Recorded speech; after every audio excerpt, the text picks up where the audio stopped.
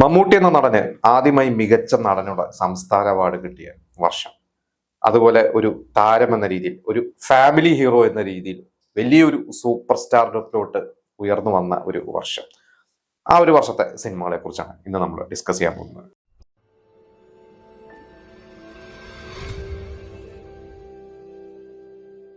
ഏകദേശം 34 സിനിമകളാണ് മമ്മൂട്ടി ആ വർഷം, അതായത് 1984 എന്ന വർഷം മമ്മൂട്ടിയുടേതായിട്ട് റിലീസായത്. അന്നൊക്കെ ഞാൻ ഇപ്പോഴും ആലോചിക്കാറുണ്ട്, എങ്ങനെയാണ് അന്ന് ഒരു വർഷം 30-35 സിനിമകളൊക്കെ. മമ്മൂട്ടി മോഹൻലാലും അത് എനിക്ക് തോന്നുന്നു ഒരു 86 കാലഘട്ടം വരെ അവരങ്ങനെ ചെയ്തിട്ടുണ്ട്. അന്ന് കിട്ടുന്ന സിനിമകളൊക്കെ ചെയ്യുക, അത് അവരുടെ ആ ഒരു ഡെഡിക്കേഷൻ തന്നെയാണ്. ഇതില് കുറേ സിനിമകളുണ്ട്. നമുക്ക് എല്ലാ സിനിമകളെയും കുറിച്ച് ഇങ്ങനെ ഡീറ്റെയിൽ ആയിട്ട് പറയാൻ പറ്റില്ല, എങ്കിലും ചില എല്ലാ സിനിമയെ കുറിച്ച് പറഞ്ഞു പോവാം. അതിൽ ആദ്യത്തെ ഒരു സിനിമ എന്ന് പറയുന്നത് വേട്ട എന്ന സിനിമയാണ്. ഇത് മോഹൻ രൂപ് എന്ന ഡയറക്ടറാണ് ഡയറക്ട് ചെയ്തിരിക്കുന്നത്. ഞാൻ വേട്ട പണ്ടപ്പോഴും ടി വിയിൽ കണ്ടിട്ടുണ്ട്. അതിൽ മോഹൻലാലും മമ്മൂട്ടിയും അടൂർ ബാസി, ശ്രീനിവാസൻ, ബാലയ്ക്കൻ നായർ എല്ലാവരും കൂടി അഭിനയിച്ചിട്ടുള്ള ഒരു സിനിമയാണ്. പിന്നെ വികടകവി എന്നൊരു സിനിമ മമ്മൂട്ടി ചെയ്തിട്ടുണ്ട്. ഹരിഹരൻ ഡയറക്ട് ചെയ്ത സിനിമയാണ്. എനിക്ക് തോന്നുന്നു ഹരിഹരനൊക്കെ ആ സമയത്ത് അദ്ദേഹം പഞ്ചാഗ്നിയൊക്കെ മുതലാണ് വേറെ തരത്തിലുള്ള സിനിമകളുണ്ട്, സർഗം, അത്തരത്തിലുള്ള സിനിമകളൊക്കെ ചെയ്തത്. അദ്ദേഹം ഒരുപാട് ഹ്യൂമർ സിനിമകളൊക്കെ പണ്ട് പ്രേം നസീറിനൊക്കെ വെച്ചിട്ട് പക്ക കമേഴ്ഷ്യൽ സിനിമകൾ ചെയ്തിട്ടുള്ളതാണ്.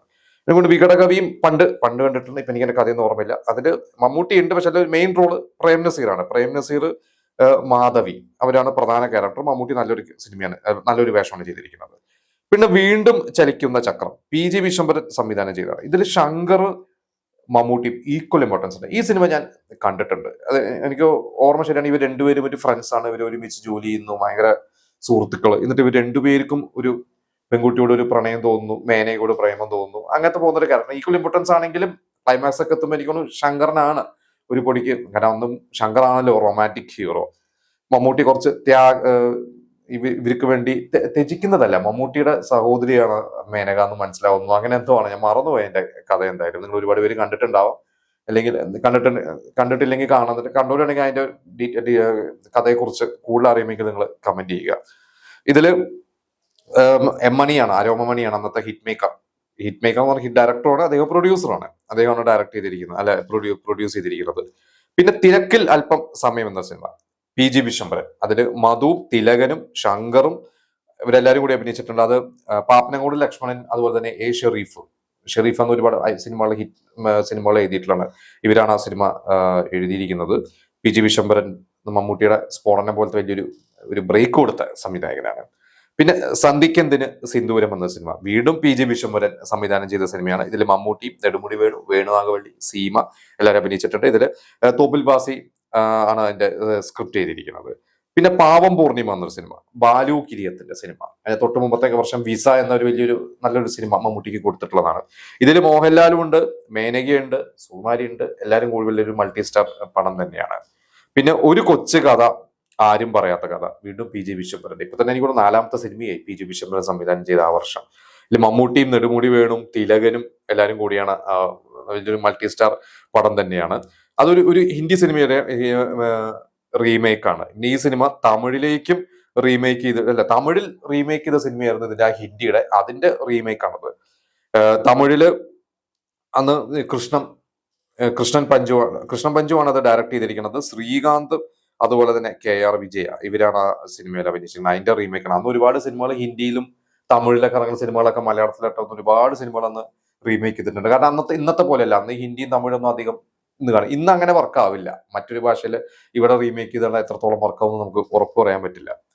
എന്തായാലും ഈ ഒരു സിനിമയുടെ എനിക്ക് എന്റെ ബോക്സ് ഓഫീസ് സ്റ്റാറ്റസ് അറിയില്ല. പിന്നെ ഒന്നും മിണ്ടാത്ത ഭാര്യ എന്ന് പറഞ്ഞ ബാലു കിരിയത്തിന്റെ വീട്, അത് മമ്മൂട്ടി തന്നെയാണ്. അതായത് മമ്മൂട്ടിയും ജലജയും അതുപോലെ തന്നെ മേനകയാണ് ആ ഒരു സിനിമയിൽ അഭിനയിച്ചത്. പിന്നെയാണ് മമ്മൂട്ടിയുടെ ഒരു കരിയറിലെ ആ വർഷത്തെ തന്നെ ഏറ്റവും വലിയ സിനിമകളുടെ ഒരു സിനിമ, ഹിറ്റായ സിനിമ സന്ദർഭം.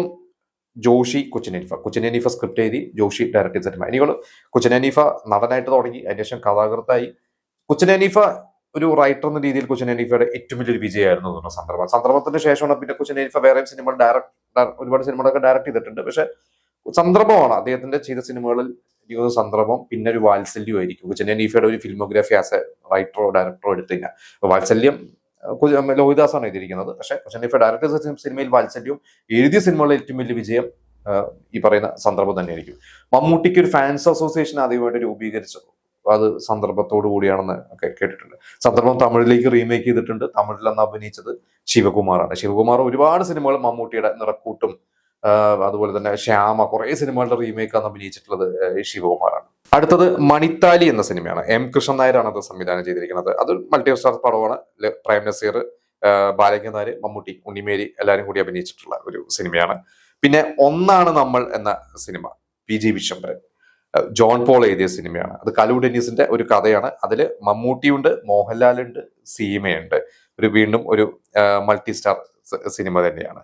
പിന്നെ മംഗളം നേരുന്നു അത് വലിയൊരു സ്റ്റാർ കാസ്റ്റ് ആണ്. പക്ഷെ അതിൽ നെടുമുടി വേണും അതുപോലെ തന്നെ ശ്രീനാഥ്, മാധവി, ഒരുപാട് പേരുണ്ട് അതിൽ. മമ്മൂട്ടി, ശാന്തി കൃഷ്ണ. ആ സിനിമയും നല്ലൊരു സിനിമയാണ്. മോഹന്റെ സിനിമ എന്ന് പറയുമ്പോൾ നമുക്കറിയാം അതൊരു വേറൊരു മൂഡിലുള്ള കുറച്ചൊരു നൊമ്പരോ അല്ലെങ്കിൽ കുറച്ചൊരു ദുരന്തം ഉണ്ടാവും, എല്ലാം കൂടി മിക്സ് ചെയ്തിട്ടുള്ള നല്ല സിനിമകളാണ്. വിട പറയും മുമ്പെയാണ് എനിക്ക് മോഹന്റെ ഏറ്റവും ഫേവറേറ്റ് സിനിമ. പിന്നെ ഇടവേള എന്റെ ഫേവറേറ്റ് ഒരു സിനിമയാണ്. അപ്പോൾ അതിലും നല്ലൊരു ഒരുപാട് പാട്ടുകളുള്ള സിനിമയാണ് മംഗളം നേരുന്നു. പിന്നെ ലക്ഷ്മണരേഖ എന്ന സിനിമയുണ്ട്. അത് IV ശശി ഡയറക്ടർ ചെയ്ത സിനിമ. വീണ്ടും മൾട്ടിസ്റ്റാർ പടമാണ്. മമ്മൂട്ടിയുടെ ഒപ്പം മോഹൻലാലും ഉണ്ട്, സീമയുണ്ട്. പിന്നെ കൂട്ടിനിണം കിളി സാജൻ, ചക്കരയുമ്മ സാജൻ എന്നാണ് അദ്ദേഹം വിളിക്കുക. ഒരുപാട് സിനിമകൾ ചെയ്തിട്ടുണ്ട് മമ്മൂട്ടിനെ വെച്ചിട്ട്. അത് ഇതില് മമ്മൂട്ടി, മണിയമ്പള രാജു, സുകുമാരി, അടൂർ ബാസി, വലിയ സ്റ്റാർ കാസ്റ്റ്. മമ്മൂട്ടി തന്നെയാണ് ആ ഒരു സിനിമയിലെ നായകൻ. കല്ലു ഡെന്നീസും അതുപോലെ തന്നെ പ്രഭാകരൻ പുത്തൂര്, ഇവർ രണ്ടുപേരും കൂടിയിട്ടാണ് അതിന്റെ ഒരു സ്ക്രീൻ പ്ലേ എഴുതിയിരിക്കുന്നത്. പിന്നെ കാണാമറയത്ത്, നേരത്തെ പറഞ്ഞ സന്ദർഭം പറയാൻ പോലെ തന്നെ മമ്മൂട്ടിയുടെ ആ വർഷത്തെ ഏറ്റവും വലിയ വിജയങ്ങളൊന്നാണ് കാണാമറയത്ത്. പത്മരാജൻ എഴുതിയ സ്ക്രിപ്റ്റാണ്. പക്ഷെ അത് ശരിക്ക് ആ ഒരു സിനിമ എനിക്ക് തോന്നുന്നു അന്നത്തെ ഒരു ചെറുകഥയോ ഒരു നോവലോ എന്തിനോ ബേസ് ചെയ്തിട്ടാണ് ആ ഒരു സിനിമ. പത്മരാജൻ അതൊന്ന് മാറ്റി പൊളിച്ച് എഴുതിയിട്ടുള്ള ഒരു സിനിമ തന്നെയാണ്. IV ശശിയുടെ ഗംഭീരമായിട്ടുള്ള സംവിധാനമാണ്. അതിൽ റഹ്മാന്റെ കരിയറിലെ 3ാമത്തെ സിനിമയാണ്. അത് കൂടെവിടെ കഴിഞ്ഞിട്ട് പത്മരാജൻ കാസ്റ്റ് ചെയ്തു. പക്ഷെ കൂടെവിടെ കഴിഞ്ഞിട്ട് റഹ്മാൻ കളിയിൽ അല്പം കാര്യം എന്ന് പറഞ്ഞ സിനിമയാണ് ചെയ്തിരിക്കുന്നത്. അത് കഴിഞ്ഞിട്ടാണ് കാണാമറയത്തിലേക്ക് വരുന്നത്. എനിക്കൊണ്ട് കാണാമറയത്ത് സിനിമയിലാണ് റഹ്മാൻ കൃഷ്ണേന്ദ്രൻ ഡബ് ചെയ്തിട്ട് തുടങ്ങിയിട്ടുള്ളത് തോന്നുന്നു. അതാണ് എന്റെ കൃഷ്ണേന്ദ്രൻ ഒരിക്കലും ഇന്റർവ്യൂവിൽ പറഞ്ഞതായിട്ട് ഓർമ്മയുണ്ട്.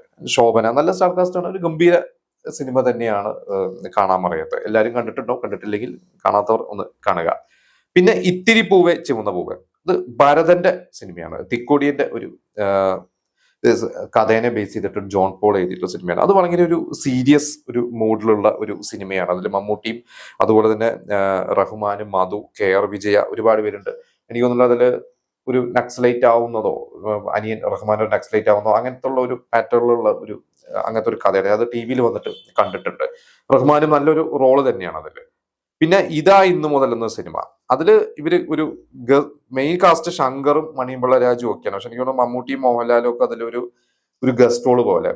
മോഹൻലാൽ ഒരു CBI ഓഫീസറായിട്ട്, മമ്മൂട്ടി ഒരു എക്സ്റ്റൻഡഡ് ക്യാമിയോ അങ്ങനത്തെ ഒരു ക്യാരക്ടർ തന്നെയാണ് അത് ചെയ്തിരിക്കുന്നത്. പിന്നെ എന്റെ ഉപാസന, നേരത്തെ പറഞ്ഞ പോലെ കുടുംബ സദസ്സുകൾക്ക് മമ്മൂട്ടി പ്രിയങ്കരനാവാൻ കാരണമായ ഒരു സിനിമ. ഇത് ഭരതന്റെ സിനിമയാണ്. തോപ്പിൽ ബാസി എഴുതിയ സിനിമയാണ്. അതില് സുഹാസിനി മമ്മൂട്ടി കോംബോ നമ്മൾ കൂടെവിടയിലൂടെ അവർ കണ്ടിട്ടുണ്ട്. അവരുടെ രണ്ടുപേരുടെ ഒരു കോംബോയിൽ ഒരു ബെസ്റ്റ് ഒരു സിനിമ തന്നെയായിരുന്നു എന്റെ ഉപാസന. അതും പണ്ട് ഞാൻ TV വന്നിട്ട് കണ്ടിട്ടുള്ള ഒരു സിനിമയാണ്. അത് ഫാമിലി ഓഡിയൻസ് ഒരുപാട് ഏറ്റെടുത്തിട്ടുള്ള ഒരു സിനിമ തന്നെയാണ്. പിന്നെ എങ്ങനെയുണ്ട് ആശാനെ, അത് ബാലു കിരിയത്തിന്റെ ചെറിയൊരു തമാശ, ഒരു ഫൺ മൂഡിലുള്ള സിനിമയാണ്. അതിൽ മമ്മൂട്ടി മേനകയായിരുന്നു അതിൽ നായകനും നായികയായിട്ട്. അത് പണ്ട് ഇതുപോലെ TV വന്നപ്പോൾ കണ്ടിട്ടുണ്ട്. അത്യാവശ്യം ഓടിയ ഒരു സിനിമ തന്നെയായിരുന്നു എന്റെ എങ്ങനെയുണ്ട് ആശാനെ. പിന്നെ ഇടവേളയ്ക്ക് ശേഷം എന്ന സിനിമ ജോഷി ഡയറക്ട് ചെയ്ത സിനിമയാണ്. അതിലും മമ്മൂട്ടി, മധു, സുമലത വലിയൊരു സ്റ്റാർ കാസ്റ്റ് ആണ്. എനിക്ക് എൻ്റെ ഒരു ബോക്സ് ഓഫീസ് സ്റ്റാറ്റസ് എനിക്കറിയില്ല. കലു ഡെന്നീസ് ആണ് അത് എഴുതിയിട്ടുള്ളത്. അടുത്തൊന്നും കണ്ടിട്ടില്ല. എനിക്ക് അതുകൊണ്ട് എൻ്റെ കഥയും കാര്യങ്ങളും മറന്നുപോയി. പിന്നെ ചക്കരയുമ്മ സാജൻ, നേരത്തെ ഞാൻ പറഞ്ഞു സാജൻ എന്ന ഡയറക്ടർ അതിന് ശേഷം ചക്കരയുമ്മ സാജൻ എന്ന് വിളിക്കാൻ തുടങ്ങിയത്. സാജൻ എന്ന് പറഞ്ഞ ഒരു ഡയറക്ടറുടെയും വലിയൊരു വിജയം, അതുവരെ ചെയ്ത സിനിമകളിലെ വലിയൊരു വിജയം തന്നെയായിരുന്നു ചക്കരയുമ്മ. അതില് മമ്മൂട്ടി ആണ് മെയിൻ റോള്. പിന്നെ അതില് ശ്രീവിദ്യ ഉണ്ട്, മധു ഉണ്ട്. വലിയൊരു സ്റ്റാർ കാസ്റ്റ് തന്നെയാണ് ആ ഒരു സിനിമയിലുള്ള. ബേബി ശാലിനി, കാജൽ കിരൺ എന്ന നായിക, അവര് പുറത്തുള്ള നായികയാണ്, ഹിന്ദി നായികയാണ്. അവർ അതിനുശേഷം മോഹൻലാലിന്റെ ഉയരങ്ങളിലും അവര് അഭിനയിച്ചിട്ടുണ്ട്. പിന്നെ അതിരാത്രം, മമ്മൂട്ടി എന്ന ഒരു ആക്ഷൻ ഹീറോ അല്ലെങ്കിൽ ഒരു അണ്ടർവേൾഡ് ഡോൺ ഒക്കെ ആയിട്ട് മമ്മൂട്ടി അഭിനയിച്ച താരാദാസ്. നമ്മൾ ആ സിനിമയെ കുറിച്ചും പറയേണ്ട കാര്യമില്ല. മമ്മൂട്ടിയുടെ ഒരു മാസ് സിനിമ, ആ വർഷം ചെയ്തതിൽ ഒരു മാസ് സിനിമ തന്നെയായിരുന്നു അതിരാത്രം. അത് കഴിഞ്ഞിട്ട് പിന്നീട് അതിരാത്രത്തിന്റെ ക്യാരക്ടറിനെ വെച്ചിട്ട് ഇൻസ്പെക്ടർ ബലറാം താരാദാസ് ഒക്കെ വന്നു. അതൊന്നും പക്ഷെ ഏറ്റില്ല നമുക്കറിയാം. പക്ഷെ അതിരാത്രം എന്നും ഒരു ഐക്കോണിക് ക്യാരക്ടർ തന്നെയാണ് മലയാളത്തിൽ. എനിക്ക് തോന്നുന്നു അതിനുശേഷമാണ് മോഹൻലാലൊക്കെ 20ാം നൂറ്റാണ്ടും രാജാവിനും അങ്ങനെയൊക്കെ ചെയ്തത്. പക്ഷെ ഇതിന് തുടക്കം കുറിച്ചത് എനിക്ക് തോന്നുന്നു ആ ഒരു ഇവരുടെ ആ ഒരു കാലഘട്ടത്തിലെ മമ്മൂട്ടി തന്നെയാണ് അതിരാത്രത്തിലൂടെ. പിന്നെ ഒരു സിനിമ എതിർപ്പുകൾ. അത് ഉണ്ണി ആറന്മുള എന്ന ഡയറക്ടർ അദ്ദേഹം തന്നെ എഴുതി അദ്ദേഹം തന്നെ പ്രൊഡ്യൂസ് ചെയ്തിട്ടുള്ള സിനിമയാണ്. അതിൽ മമ്മൂട്ടിയും രതീഷും ശങ്കറും മൾട്ടി സ്റ്റാർ പടം തന്നെയാണ്.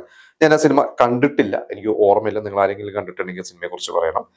പിന്നെ അറിയാത്ത വീതികൾ എന്ന സിനിമ KS സേതുമാധവന്റെ സിനിമയാണ്. അത് മൾട്ടി സ്റ്റാർ പടമാണ്. അതിൽ മമ്മൂട്ടി, മോഹൻലാലും മധുവും എല്ലാവരും ഒരു സീരിയസ് സിനിമ തന്നെയാണ് അത്. KS സേതുമാധവൻ നമുക്ക് സിനിമ എന്ന് പറയുമ്പോൾ നമുക്കറിയാം അദ്ദേഹത്തിന്റെ ഒരു പാറ്റേണിലുള്ള സിനിമകളാണ്. നല്ലൊരു സിനിമയായിരുന്നു. എനിക്കോടും അത്യാവശ്യം ഓടിയ ഒരു സിനിമ തന്നെയായിരുന്നു. പിന്നെ അന്തി ചുവപ്പ് എന്നൊരു സിനിമയുണ്ട്. അത് കുര്യൻ വർണ്ണശാല എന്ന ഡയറക്ടർ. ഇദ്ദേഹം ശരിക്കും ഒരു പോസ്റ്റർ ഡിസൈനറാണ്. നിങ്ങൾക്ക് എത്ര പേർക്ക് അദ്ദേഹത്തിന് അറിയാമല്ലോ. ഒരു കാലത്ത് വളരെ ഫേമസ് പോസ്റ്റർ ഡിസൈനർ ആയിരുന്നു അദ്ദേഹം. ഡയറക്ട് ചെയ്തിട്ടുണ്ട്. ഇപ്പോഴും അദ്ദേഹം ചില സിനിമകളൊക്കെ ചെയ്യുന്നുണ്ട്. എറണാകുളത്തൊക്കെ പല പരിപാടികളിൽ അദ്ദേഹത്തെ കാണാം. കമലഹാസന്റെ 80s ചില സിനിമകൾക്കൊക്കെ പോസ്റ്റർ ഡിസൈൻ ചെയ്യുന്ന കമലഹാസന് വളരെ വേണ്ടപ്പെട്ട, വളരെ ഇഷ്ടമുള്ള ഒരു വ്യക്തിയായിരുന്നു എന്നൊക്കെ ഞാൻ ആർട്ടിക്കിൾസ് ഒക്കെ വായിച്ചിട്ടുണ്ട്. അദ്ദേഹം ഡയറക്ട് ചെയ്തിട്ടുള്ള സിനിമകൾ, അദ്ദേഹം ഡയറക്ട് ചെയ്ത മറ്റു സിനിമകൾ ഏതാണെന്ന് എനിക്ക് കൃത്യമായിട്ട് അറിയില്ല. പക്ഷെ അദ്ദേഹം ഒരു പോസ്റ്റർ ഡിസൈനർ എന്ന രീതിയിലാണ് സിനിമാ ലോകത്ത് അറിയപ്പെട്ടത്. ഇതിൽ മമ്മൂട്ടിയും അതുപോലെ തന്നെ ശങ്കർ, ജലജ വലിയൊരു സ്റ്റാർ കാസ്റ്റ് ഉണ്ട്. പിന്നെ അക്ഷരങ്ങൾ, IV ശശിയുടെ MTയുടെ സ്ക്രിപ്റ്റ്. അതൊരു ഗംഭീര സിനിമ തന്നെയായിരുന്നു. IV ശശി, MT, മമ്മൂട്ടി കൂട്ടുകെട്ടുള്ള സിനിമകൾ അന്നത്തെ കാലഘട്ടത്തിൽ ഇറങ്ങി നല്ല ശ്രദ്ധിക്കപ്പെട്ട ഒരു സിനിമ തന്നെയായിരുന്നു. സീമ, ഭരത് ഗോപി വലിയൊരു സ്റ്റാർ കാസ്റ്റ് ഉണ്ട്. പിന്നെ അലകടലിനക്കരെ എന്ന ജോഷിയുടെ ഒരു സിനിമ. അതൊരു ഹിന്ദി സിനിമയുടെ റീമേക്ക് ആയിരുന്നു. വീണ്ടും ഒരു മൾട്ടി സ്റ്റാർ പടമാണ്. അതിൽ മമ്മൂട്ടി കൂടാതെ പ്രേം നസീറും മധുവും ശോഭന വലിയൊരു സ്റ്റാർ കാസ്റ്റ് തന്നെയാണുള്ളത്. പിന്നെ അക്കരെ എന്ന സിനിമയെ കുറിച്ച് നമ്മൾ ഇതിനു മുമ്പ് പല എപ്പിസോഡുകളിൽ പറഞ്ഞിട്ടുണ്ട്. എനിക്കൊരു മോഹൻലാലിന്റെ ഫിലിമോഗ്രാഫിയെ കുറിച്ച് പറഞ്ഞപ്പോഴേ തോന്നുന്നു. അത് KN ശശിധരൻ എന്ന ഡയറക്ടർ. അന്ന് ആ സിനിമ അങ്ങനെ വലിയ ഹിറ്റ് ഒന്നുമല്ല. പക്ഷെ ആ സിനിമ ഇപ്പൊ ഇൻസ്റ്റയിലൊക്കെ അതിൽ പല സീൻസ് ഒക്കെ വെച്ചിട്ട് നമ്മൾ കണ്ടിട്ടുണ്ട്. ഞാൻ ആ സിനിമ ഒരിക്കൽ TV വന്നപ്പോൾ കണ്ടു. അപ്പൊ ഞാൻ കാണാത്തൊരു സിനിമ എന്നുകൊണ്ട് ഒറ്റയിരിപ്പിന് കണ്ടിരുന്നു. നല്ല രസമുള്ളൊരു സിനിമയാണ്. ഭരത് ഗോപി, മാധവിയാണ് അതിലെ മെയിൻ റോൾസ്. അവർ രണ്ടുപേരും ഒന്നും നല്ല കോമ്പോ വരുന്ന ഒരുപാട് സിനിമകൾ അവർ അഭിനയിച്ചിട്ടുണ്ട്. മമ്മൂട്ടി, മോഹൻലാലും ശ്രീനിവാസൻ, നെടുമുടി ഇവരൊക്കെ ഒരു ക്യാമിയോ പോലെയാണ് അതിൽ വന്നു പോകുന്നത്. ഗൾഫിലേക്ക് പോകാൻ വേണ്ടി കഷ്ടപ്പെടുന്ന, അത് ഇവിടെ ജോലിയുണ്ട് പക്ഷെ ഗൾഫിൽ പോയ കാശുണ്ടാക്കാം എന്ന് പറഞ്ഞ് ഭരത് ഗോപി ഗൾഫിൽ പോകാൻ വേണ്ടി കുറെ ശ്രമങ്ങൾ നടത്തുന്നതും അങ്ങനത്തെ ഒരു കഥയാണ്. നല്ല രസമുള്ള സിനിമ. നിങ്ങൾ കണ്ടിട്ടുണ്ടെങ്കിൽ ആ ഒരു സിനിമ കാണണം. അടുത്ത cinema Adiyozhukkukal. IV Sasi, MT Vasudevan എന്ന സ്ക്രിപ്റ്റ്. ഈ ഒരു സിനിമയിൽ മൾട്ടിസ്റ്റാർ പടമാണ്. മമ്മൂട്ടി ഉണ്ട്, മോഹൻലാൽ ഉണ്ട്, റഹ്മാൻ ഉണ്ട്, ഒരുപാട് പേരുണ്ട്. ഈ ഒരു സിനിമയ്ക്കാണ് മമ്മൂട്ടിക്ക് ആദ്യമായിട്ട് ഒരു മികച്ച നടനുള്ള സ്റ്റേറ്റ് അവാർഡ് കിട്ടുന്നത്. അതൊരു മമ്മൂട്ടിയുടെ ഗംഭീര പെർഫോമൻസ് തന്നെയായിരുന്നു. ആ ഒരു സിനിമ TV-ലൊക്കെ വന്നിട്ട് ഞാൻ കണ്ടിട്ടുണ്ട്. യൂട്യൂബിലും ഇടയ്ക്ക് കാണാറുള്ള സിനിമയാണ്. എനിക്ക് തോന്നുന്നു നിങ്ങളുടെ പലവരുടെയും ഫേവറേറ്റ് ക്യാരക്ടേഴ്സ് ആയിരിക്കാം. ആ സമയത്ത് മമ്മൂട്ടി ചെയ്ത സിനിമകളിൽ ഒരു ബെസ്റ്റ് ക്യാരക്ടർ തന്നെയാണ് അടിയൊഴുക്കുകൾ. പിന്നെ അടുത്തൊരു സിനിമ ആറ്റുവഞ്ചി ഉലഞ്ഞപ്പോൾ സിനിമ. ഭദ്രൻ ഡയറക്ട് ചെയ്ത സിനിമ. ഭദ്രൻ ഇതിനു മുമ്പ് ചങ്ങാത്തം എന്ന സിനിമ ചെയ്തിട്ടുണ്ട് മമ്മൂട്ടി വെച്ച്. അത് കഴിഞ്ഞിട്ട് ചെയ്തൊരു സിനിമയാണ്. പക്ഷെ എനിക്ക് തോന്നുന്നു ഇത് അന്ന് അങ്ങനെ വിജയിച്ച സിനിമയല്ല. ഇതിലും മമ്മൂട്ടി കൂടാതെ മധു ഉണ്ട്, രതീഷ് ഉണ്ട്, ലക്ഷ്മി ഉണ്ട്, വലിയൊരു സ്റ്റാർ കാസ്റ്റ് തന്നെയാണ്. പക്ഷെ ആ ഒരു കോംബോയിൽ അവരുടെ അത് കഴിഞ്ഞിട്ട് എന്റെ ഫേവറേറ്റ് എന്നും മമ്മൂട്ടി ഭദ്രൻ കൂട്ടുകെട്ടിന്റെ അയ്യർ ദി ഗ്രേറ്റ് തന്നെയാണ്. ഭദ്രന് വളരെ കുറച്ച് സിനിമകൾ ഡയറക്ട് ചെയ്തിട്ടുള്ളൂ. അതിൽ അയ്യർ ദി ഗ്രേറ്റും സ്പടികമാണ് എനിക്കെന്നും ഫേവറേറ്റ് ആയിട്ടുള്ള സിനിമകൾ.